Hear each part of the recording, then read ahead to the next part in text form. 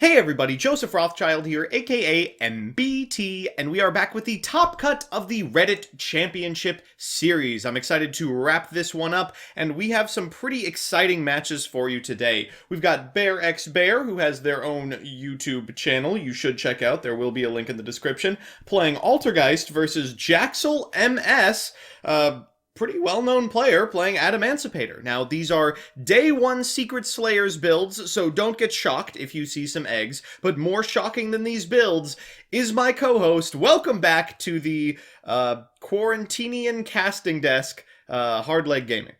I'm happy to be here. You asked me to fill in, and it's one of the things I do best. You could take that any way you want, commenters. Hardleg and I have an intense sexual relationship. Sure, why not? Yeah. $20 is $20, man. Oh boy. So, any thoughts about the exciting archetype of Adamancipator? I guess the last time we saw Bear, they resolved, waking the dragon on stream and then lost. I was trying to remember if Bear was the Adamancipator or the Altergeist, because I think that was what we cast last time, right? Yep, they were the Geist, and it looks like they have drawn just about the best Geist hand in the history of time, though we'll have to play without a hand trap through Adamancipator. Yeah, going second. I mean, you have the evenly matched, but that just baits out a negate, right? I hate this. Konami printed all these extremely powerful cards for going second, things like evenly matched, things like Lightning Storm, but if you set up like 9 negates, who cares? Yeah. Alright, so... go ahead. Like a good player, they've revealed Koakai Myru Guardian off the very first search. That's going to turn off literally, or that's the Doki Doki, rather. That's going to turn off literally any hand traps for the remainder of the game, and now we'll just see how far this can go. Any. Yeah. You have to pretend like there were. Like, the trick is in chat, after they summon the Guardian, you say, "Aw, dang, not Guardian. Oh, my plays." So that's why you got to play Infinite Impermanence. Exactly. I'm curious, let me check bearxbear list real quick. Was he playing? No, he's not playing that. That's crazy. Not even on the side deck. Geist with no impermanence. It's really interesting. You would think with all the Kokimiru Guardians walking around, with all the monster effect negation, that would be like one of the big things you would want to do. Yeah, it's so good against Appaloosa. It's so good at fiending very specific negates. If you hit a Borreload Dragon, for example, it doesn't get the counters back. That is a little shocking, but I really can't fault them for it. You know, who could have expected that Koakai Myru Guardian was going to be a top-tier playable threat? True. I don't know, it's one of those things, like, at least when I play, I always try to switch up my deck, switch up the tech cards I'm playing. But I felt like if I was playing competitively, like, Infinite Impermanence would just be in everything. I'm not sure. Yeah. There's no real disadvantages to playing it. It's just good going first, good going second, stops monster effects and spell traps if need be. Well, the downside is that it's $20 after a reprint. I mean, I would say that is.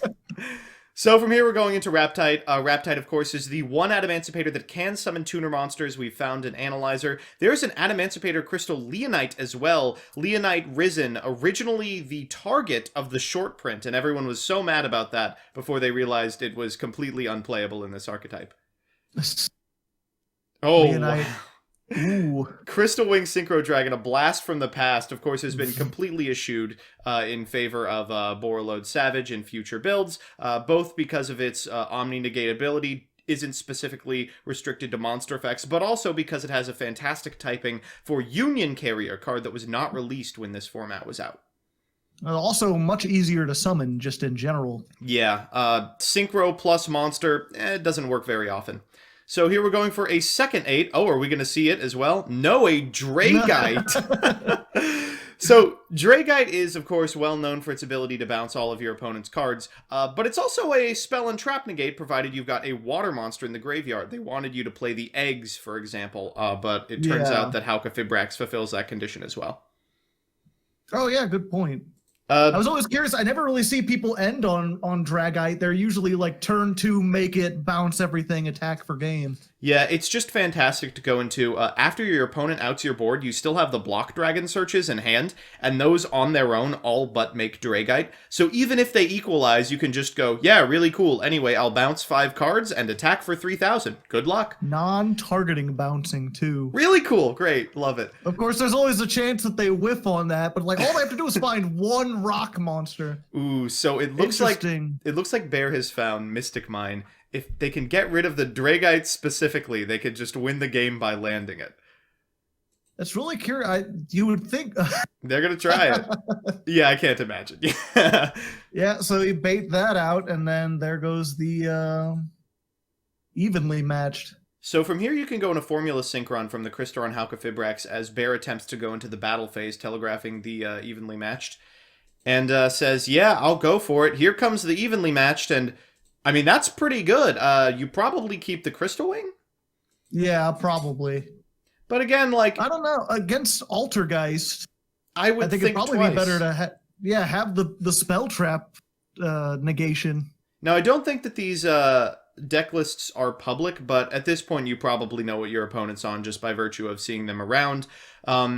It's a weird position for Adamancipator to be in, you know. They've got all these really powerful monsters in hand, so as long as they can resolve enough effects, they'll still be able to go through the remaining 10 cards in the extra deck and find something. Yeah. That eats a judgment. Ooh. Wow. Oof.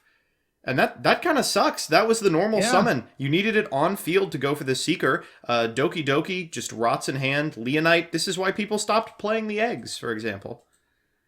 And Crystal Wing, he does look kind of rocky. There's a lot of jagged edges, but he's not a rock. Yeah, unfortunately, that is a dragon and also has no innate protection versus Compulse. And just by virtue of playing a little bit of a more outdated build of the deck, as these lists were locked very early, bearxbear is able to crawl their way back into the game on the back of an evenly matched, and it would be a shock to me if they didn't win from this position. Yeah, hard to say. I mean, that's the one thing about Altergeist is they're not exactly known for putting a lot of damage on board, so there's always a chance for them to come back, especially if he gets into something like the Block Dragon where he can replenish his hand, just get excessive amounts of resources. And I think what's actually holding this hand back in particular is that it doesn't have Block Dragon access. You know, when you play Adamancipator and they don't find Block Dragon, it almost feels like a fair deck. Of course, that doesn't happen anymore because they have access to both Union Carrier and Gallant Granite and a million ways to go into both of those. But week one, it almost felt like something that you could conceivably beat. A lot of people were sleeping on Adamancipator when it first came out. They're like, oh, this is pretty good. I don't think it's meta good. Yeah, Geist really doesn't have a very spectacular way to turn the corner. This is about as good as it gets. You have a Hextia with a Multi-Faker linked and then a Marionetter. That's what, like 5k? In 3 or 4 turns, you better watch out. Yeah, I mean, it's a pretty good setup, but it's not unbeatable by any means. Oh, what did they just set there? That was a protocol from the Marionetter, and we are getting in 1200, 600, okay, there we go. 27, I believe. So I'm trying to remember. Hextia can negate monster effects. Protocol can negate spell traps, right? Inverse, actually. Okay. Hextia is a spell trap negator, and it is not once per turn. He's got a spell trap and a monster negate. Well, he only points to one thing, though. For now. We'll get that Silquidius, and we've got a bounce as well. This is a lot. It's got to be pretty much exactly Block Dragon, and you need a way to fiend that Silquidius activation early. Maybe the protocol as well. Overload is a little too late. That is not gonna do it. What, 4 monsters that need their normal? Yeah, I mean, no. Is he letting the Doki Doki go through? Oh, no way. Okay, good. Gonna go ahead and discard this Silquidius, and Chainlink 3 activate Spoofing in order to get that Multi-Faker back to hand, activate the Multi-Faker effect, get another and Silquidius. There we go. Yeah. I think we've probably seen enough here. Altergeist is one of those decks where like they start doing combos, and even though you got some life points left, you just sort of realize, yeah. Not much I could do here. Koakai Myru Guardian to start things off insulates against hand traps and then firing off the Adamancipator Researcher in hand because this one requires rock monsters. Yep, the best one. We're going to go for 5, and Doki Doki, usually not fantastic, but with all these crystals in the hand, I would consider it. Looks like they're going for the Dragonite instead. You always got to go for that free draw. It's built into Yu-Gi-Oh players. If you can draw, you want to. Ooh, the payoff. Ooh. All right, Pot of Desires. That's why. Here's where you banish all of your block dragons. Yeah, and then draw into 2 more desires. Okay, so Analyzer and Raptide are 2 cards that need your normal summon. Let's check the banish zone. Boo, no block dragons. Come on. Yeah, although he does have 2 level 4s now, so he could easily just get the Gallant Granite. Looks like instead we are going for Halka-Fibrax. That's going to get a Researcher from deck. Of course, its effect is negated, but those 2 will be able to make a Raptite. And though we aren't insulated against hand traps, it doesn't matter because Bear hasn't drawn any. Yeah. Okay, well, this time he doesn't know that. This time you got to go for the Researcher. Yeah.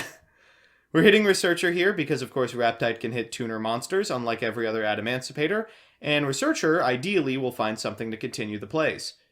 Well, Guardian's alright. Where do you go from here, I wonder? The hand is kind of crusty. It's all monsters that need your normal. Oh. Alright, we're ending on Dragonite again, setting a Twin Twister, and wow. I mean, the day 1 builds of this deck were just so absolutely fair. This is 100% a beatable board. Yeah. Although, I mean, he's still got, like, Monster Negate, Spell Trap Negate, +2 Spell Trap Destruction against a Spell Trap heavy deck. Wow, and it looks like really only normal summons 1 monster, so... I'm pretty sure Bear has opened the exact same hand. It's Mystic Mine plus Evenly Matched. Ooh, this is kind of a crusty Pot of Duality. You don't want to see Pankratops off the top, of course. Getting the second personal spoofing. Here comes the Hauk effect for a copy of Formula Synchron to draw a red reboot off the top. Easy. But that just went to 2, right? Red reboot, I think is still limited. God, I hope it's still limited. And turns out it's the perfect thing to answer the evenly matched.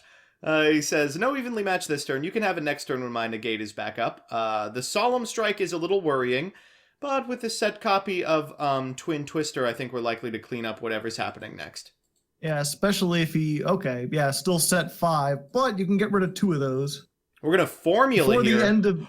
For a 10? Whoa! Ooh. Oh, this is Pog. Okay, so Satellite Warrior, if it's Synchro summoned, can target cards your opponent controls up to the number of Synchros in graveyards. So you've got 3 in here. None of these cards can be activated because they were just set, so we'll be able to pop 3 and then 2 with Twin Twister. Wow, this deck was almost so cool before it became Block Dragon spam. Look at these plays! There's so many neat things you could do. And that's got to be the end of the game. All you got to do is normal summon an Analyzer and really reveal anything. Now we're going to fire off the ammo. Well, a Doki will do it. We'll go ahead and take the Doki, discard one of these 4s, get a 4 from deck, and I'm pretty sure if that's not 8,000, a couple of Link combos, and it will be. Going for another Guardian and moving to battle phase, and wow, that seemed like an unlosable game from Bear's perspective until Formula Synchron drawing the one of Red Reboot happened. Red Reboot, and he just happened to have the Twin Twisters, and then just everything fell into place. I am sorry for criticizing this deck build. Clearly Jaxel was onto something. They prayed to the Shuffler gods. I'm really curious to see, like, if Block Dragon does get hit, how Adamancipator will go on. Well, this might be a good way to get a litmus test going, because Block Dragon has not yet featured in any of these replays. All right, so leading with Pot of Extravagance, it always seems to draw a second one. Of course. Marionetter here setting a protocol, even though we have one in hand, don't want to telegraph that we do. Solemn Judgment and Personnel Spoofing are pretty good.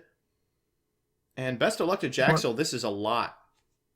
I mean, he's got one of every tuner plus the Monster Reborn, so that's just the ability to do pretty much everything you want to do. Yeah, this is a heck of a hand, outside of the Raptide, of course. So, Analyzer much better on the draw. You can summon it if only your opponent has monsters. And then we're going to summon this Seeker, which is the most restrictive of the Adamancipator freebies. That's going to fiend a protocol. Okay. On resolution, we'll activate Personnel Spoofing, shuffling back the protocol.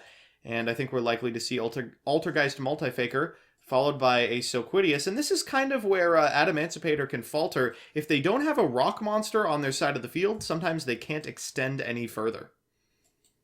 Yeah, he's going to bounce that back, but of course he can normal summon because he hasn't normal summoned yet. Yeah, a bit of a misstep. You just kind of assume that they have, but it's going to eat a solemn judgment. But he's got that monster reborn, so he could just bring the one back, and then he can special summon the other one. You can just play through so much disruption with this. Sign specifically is just so strong. I mean, sometimes you just have every Adamancipator as a singleton in the open. And we have revealed some good cards. Is Sign just graveyard, or is it graveyard and hand? I believe it is just graveyard. It's any rock monster, though. Okay, gotcha. That's right. It doesn't have to be an Adamancipator. Well, that's a pretty sick rip off the top. There's only one card we don't know the status of, so might as well go for that. Dragite will clean up the remainder. And it is a protocol. That's pretty great news that it wasn't ever going to impact anything. Yeah, and then of course with the drill, and now he can stop the normal summon of whatever he wants to do. Oh yeah, this is wow. This was a pretty sweet setup for Altergeist, but looks like it might be game over here. It's Hulk time. Just very strong, even with like the lesser builds and everything. Are we going into Appaloosa? Oh. No, Boral Sword says the game's over now, folks. A second sign. Now, as you know, this card is a hard once per turn because Konami would never print a Monster Reborn at a. At 3 and enable soft OPT. Yep, just bounce everything back, Boral Sword for game. And 0 block dragons! Yeah. Oh my gosh. And a quick win from Jaxel MS. 2 games that I did not expect them to walk with. I mean, cleaned up without the card that people are have their sights set on in terms of the ban list. Yeah, it's one of the, you know, everyone's talking about Block Dragon. It is broken, but I think Adamancipator is still going to be a pretty strong deck, even without it going forward. I want to say, you know, the Zoomers are like Union Carrier Lock. Gen X is like Block Dragon. I just want to resolve Dragite for 5, for God's sakes. All right, that is going to... No, go ahead. I was just going to say, congratulations, though, to bearxbear for making it so far with, like, a rogue deck. Like, I wouldn't really expect to see Altergeist in this day and age, even with a less optimal build. So the fact that he made it this far is kind of impressive. I am so absolutely happy that every time we cast bearxbear, they lost miserably. Commenters, please check out Bear's channel. Again, there will be a link in the description. They make good videos and aren't yet... seen for the genius that they truly are. Yeah, they're just a young Yugi tuber trying to make it in this world, and we've got to help each other out where we can. Yeah. Camaraderie. Solidarity in rogue playability. Exactly. Well, that is going to be it for our top 8 match. The top 4 coming momentarily. You will get to see if Jaxel can keep the dream alive with this very interesting day 1 Adamancipator build. I mean, the cards are strong enough, it might just happen regardless. Only time will tell.